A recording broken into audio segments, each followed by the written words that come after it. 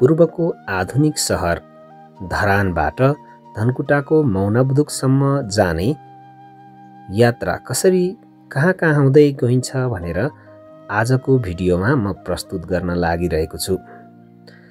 भानुचोकबाट मास्तिर लागेपछि यो धरान धनकुटे रोड हुँदै हामी भेडेटारसम्म पुग्छौँ। यो धरानको 0 पोइन्ट हो। यहाँबाट हामी दाहिनेतर्फ लागेर धनकुटातर्फको यात्रा तय गर्छौँ। यो श्यामभक्त पेट्रोल पम्प तराई र पहाडको जोडिएको ठाउँ अर्थात् फेदी। यस्तै अनेकौं घुम्तीहरू पार गर्दै अब सडक उकालोतर्फ लाग्छ। धनकुटाको बाटो यति बेला निकै व्यस्त छ। यो सडकले पहाडी जिल्लाहरू पाँचथर, ताप्लेजुङ, तेह्रथुम, सङ्खुवासोबा, धनकुटा, भोजपुर लगायतका जिल्लाहरू जोड्ने एउटा व्यस्त सडक सञ्जालको रूपमा लिइन्छ। हामी यसरी नै विभिन्न टर्निङहरू घुम्दै उकालो लागेर निशाने पुग्यौँ। निशानेबाट सडक केही ओह्रालो झर्छ। यहाँबाट धरानको भ्यू राम्रो देखिन्थ्यो, तर आज धरान धुस्से लागेर केही देखिँदैन। निशाने खोला पार गऱ्यौँ हामी। यति बेला अलि अगाडि ट्राफिक ढुकेर बसिराख्ने ठाउँ निशानेको तेर्सोमा। यहाँ लाइसेन्स नहुनेहरू चेकिङमा परिन्छ। आँपगाछीको टर्निङ हुँदै हामी पुनः उकालो लाग्छौँ। हामी भेडेटार देखिने ठाउँमा आइपुगिसकेका छौँ। हामी भेडेटारको मुखैमा आइपुगिसकेका छौँ। अब पूर्वको एउटा सुन्दर पर्यटकीय गन्तव्य हो भेडेटार। निकै पुरानो डाँडामा देखिँदैछ स्काई वाक। एकदमै आधुनिकतातर्फ जाँदै गरेको सहर। पूर्वको अत्यन्तै पर्यटकीय गन्तव्य। देब्रेबाट धनकुटा पुगिन्छ। दाहिनेबाट यो भेडेटार रवि राँके सडक सुरु हुन्छ। यहीँबाट भेडेटार होटलै भरिभराउ छ। स्काई वाकमा चढेर वरिपरिको दृश्यावलोकन गर्न खुब आनन्द लाग्छ। यो भेडेटारको बीचमा शालिग इमानसिंह चेम्जोङको ठडिएको छ। यहाँबाट धनकुटे बाटो छुट्टिन्छ, जहाँबाट अरू 4-5वटा जिल्लाहरू जोडिन्छ। हामी भने यो गोरेदाईको होटल मणिराजमा चिया नास्ता गऱ्यौँ। सधैँ चिया नास्ता गर्ने ठाउँ। निकै मिठो खाजा पाइन्छ। खाजा खाइसकेपछि हामी धेरै ढिला नगरिकन यात्रा अगाडि बढाउँ। भेडेटार अत्यन्तै सुन्दर रमणीय पर्यटकीय स्थल हो। यहाँका सबै घरहरू प्राय होटलहरू छन्। यहाँ एउटा शङ्खेश्वर महादेव छ, शङ्खको आकारमा। त्यही एउटा भेडा र सिंहको पनि प्रतीक थियो। यसरी यहाँबाट राजारानी मौनबुदुक जाने बाटो यो निर्माणाधीन अवस्थामा छ। रवि राँके सडक भेडेटारदेखि 100 किलोमिटरको दूरीमा राँके पुगिन्छ करिब। यो काम्फेक हो। यहाँबाट तराईको दृश्यावलोकन साह्रै राम्रो गर्न सकिन्थ्यो। तराई धुम्म परेको छ, आज देखिँदैन। हामी अगाडि सरासर लाग्यौँ। निर्माणाधीन भएकोले धुलो छ। केही बाटो भने अझै फराकिलो पारिसकिएको छैन। त्यसैले यो फराकिलो पार्ने काम भइरहेको छ। केही समय गाडी रोकेर फराकिलो पार्ने काम गर्छ। हामी एकछिन यहीँ रोकियौँ। बाटो खुलेपछि तछाड मछाड गर्दै अघि लागे गाडीहरू। हामी पनि धुलो खाँदै खाँदै पछि लाग्यौँ। निर्धारित समयमा खुल्ने र बन्द हुने गर्छ यो थुम्कीमा। यहाँदेखि भेडेटारको राम्रो दृश्य देखिन्थ्यो, तर आज त्यति राम्रो देखिँदैन र हामीले रोकिने मन गरेनौँ। अप्ठ्यारो बाटो, चाँडै बाटो काट्नको लागि हामी हतार अघि बढ्यौँ। यो प्राय गरेर लभ डाँडाको रूपमा परिचित छ। प्राय गरेर जोडी अरू बेला देखिने ठाउँ आज बिजोडी मान्छेहरू बसिरहेका छन्। हामी भने यहाँ नरोकिकन बाटो खुलेको हुनाले सरासर अघि बढ्यौँ। यहाँबाटको रोकिएर हेर्दा साह्रै राम्रो दृश्य देखिन्थ्यो, तर अहिले रोकिने आँट गरिएन। सास पर्न लागेको छ। बाख्राहरू आफ्नो घरमा जाँदैछन्। हामी थुम्की प्रवेश गर्यौं। यो पनि एउटा पर्यटकीय गन्तव्य। थुम्की भन्ने बित्तिकै सबैलाई सम्झना लाग्न सक्छ थुम्कीको सेकुवा। यही सेकुवा घरमा सेकुवा खाने अत्यन्तै भिडभाड हुन्छ। थुम्की विशेष गरी मगरहरूको बसोबास रहेको क्षेत्र मानिन्छ। यहाँबाट बाटो केही सजिलो छ। अब हामी नाम्जे बजार पुग्यौँ। नाम्जे बजार पनि पूर्वको अत्यन्तै रमणीय पर्यटकीय स्थलमा पर्छ। यहाँ धेरै होमस्टेहरू पनि छन्, तथापि केही नयाँ आधुनिक होटलहरू पनि खुल्ने क्रम जारी छ। यहाँ विशेष गरी पर्यटकहरू बास बस्दै आउने गर्छन्। यही माथि नाम्जेको विद्यालय ग्रामीण जनता मावि पनि यहीँदेखि माथि छ। हामी नाम्जेलाई छोड्दै सरासर अघि लाग्यौँ। बाटो केही सजिलो छ। माथि डाँडामा धेरै टावरहरू छन् एफएम टेलिभिजनका। नाम्जे निकै चिर परिचित ठाउँ हो। नाम्जे भन्दा हामी केही अघि बढ्यौँ। पारीका दृश्यहरू रमणीय छन्। अगाडि केही बाइकहरू हिँडिरहेका छन्। हामी पनि पछि पछि धुलो खाँदै खाँदै लागिरहेका छौँ। यही अगाडि कन्ने पोखरी आउँछ। यो कन्ने पोखरी हो। यहाँदेखि पनि मोरङका अर्थात् तराईका धेरै क्षेत्र स्पष्ट देखिन्थे, क्लियर देखिन्थ्यो। आज त्यो अवस्था छैन। धुम्म परेको छ, मात्रै दृश्य देखिन्छ तराईमा। हामी निरन्तर अगाडि बढ्ने क्रम जारी छ। यो रोडको निकै अभिशापको रूपमा रहेको ठाउँ। दुईतिरै पहिरोले लगेर बीचमा निकै साँगुरो भएको ठाउँ छ। यो साँगुरो बाटो मात्र एउटा गाडी छिर्न सक्छ। धेरै ठुलो पहिरो छ। हामीले यहाँ उत्रेर देखाउन सकेनौँ। त्यो पहिरो यो बाटोको केही अभिशापको रूपमा रहेको देखिन्छ। यहाँ बाइक र गाडी पनि साइड लाग्ने ठाउँ नभएको हुनाले गाडी परै रोकिरहेको छ। यसको विकल्पको रूपमा पछि के हुने हो थाहा छैन। बाटोको भविष्य कस्तो निर्धारण गर्ने हो। हामी कालीमाटी पुग्यौँ। कालीमाटी पनि साँगुरै छ। फराकिलो गर्न बाँकी नै छ। कटिङको काम भइरहेको छ। यो फुत्त निस्किएको ठाउँ कुइबेर हो। कुइबेर निकै नाम चलेको ठाउँ। अप्ठ्यारो भिरको भित्तामा बाटो।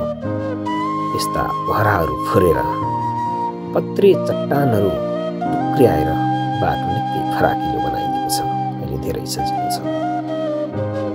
यो पुरानो बजार हो, ओख्रे बजार। साँगुरी गढीको एउटा नामी बजारको रूपमा चिनिन्छ। निकै उचाइमा रहेको बजार, चिसो ठाउँमा। यो ओख्रे बजारबाट हामी तराई झर्ने अर्थात् याङ्सी लाउँदै सत्तिसाले झर्ने बाटो पनि यही बाटो छ। हामी यो सुन्दर सानो बजार ओख्रेबाट पनि अघि बढ्छौँ।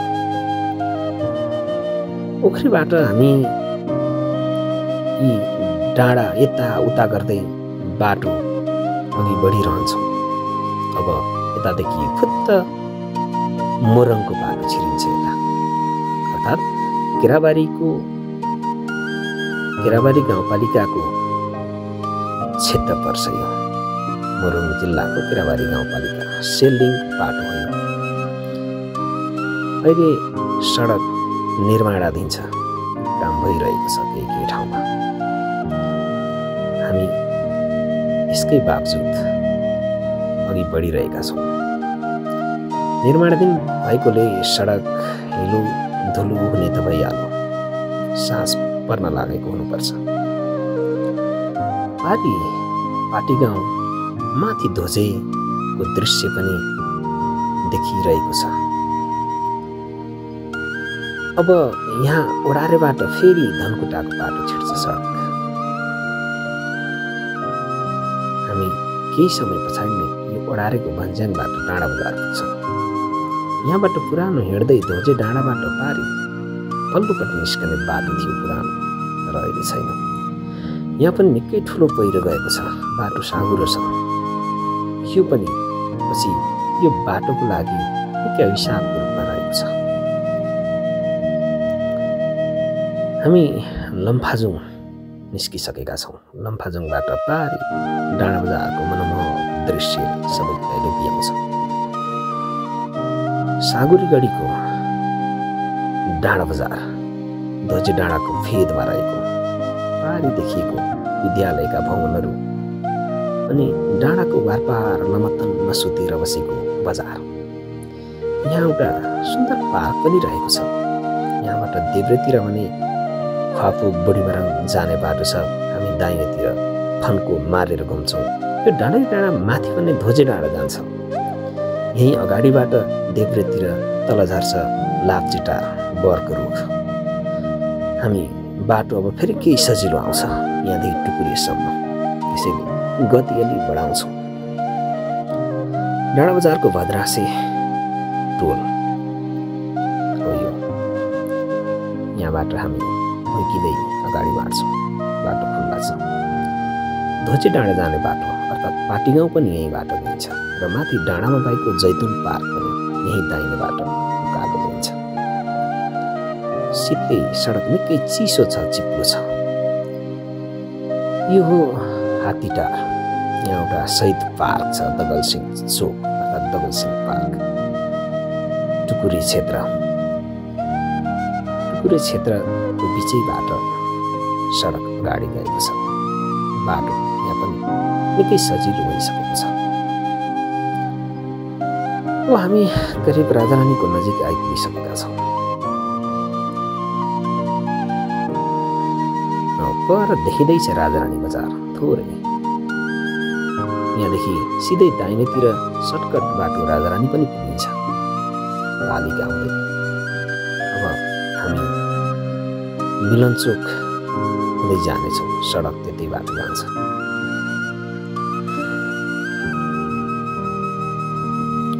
चौबिसे गाउँपालिकाको राजारानीको मिलनचोक पनि एउटा सानो बजार छ, सुन्दर चिटिक्क परेको।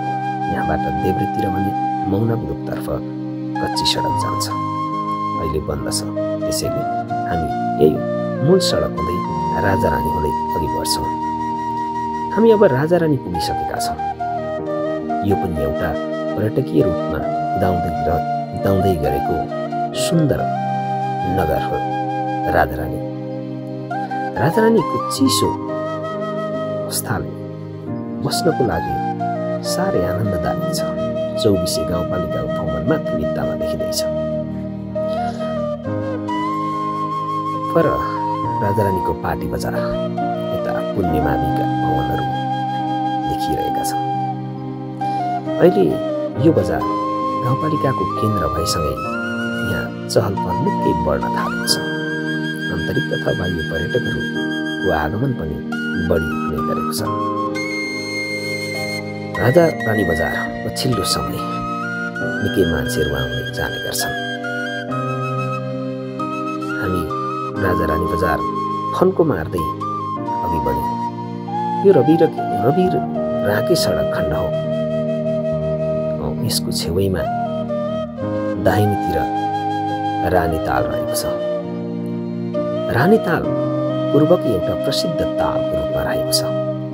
यहाँ पर्यटकहरू आएर रमाउने गर्छन्।